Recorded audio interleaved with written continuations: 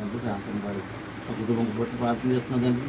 అది మనం దీవించండి. ఇచ్చిన సంతానం బట్టి వారు వివిధ స్థాయిలలో మీరు వారిని దీవించిన విధానాన్ని బట్టి వారి నాయన మీకు అనుగుణంగా ఉన్న పరిస్థితులు బట్టి మీరు అందరూ దీవించారు, ఆశీర్వదించారు తండ్రి. కాబట్టి కుటుంబాన్ని నేను జ్ఞాపకం తండ్రి సహాయం చేయండి.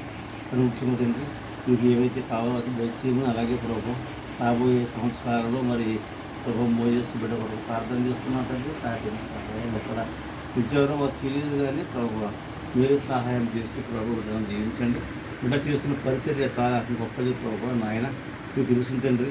కనుక ఆ బిడ్డ ఎంతో కృషి చేస్తూ సంఘ పరిరక్షణకై బిడ్డపడుతున్న తపన నేను చూస్తున్నాను ఆయన.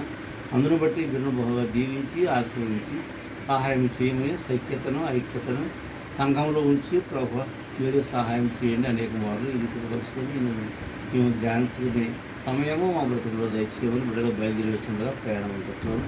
మీ కాపుదల భద్రత గృహం పైన మీ మిండిన దీవుల నుంచి కాపాడమని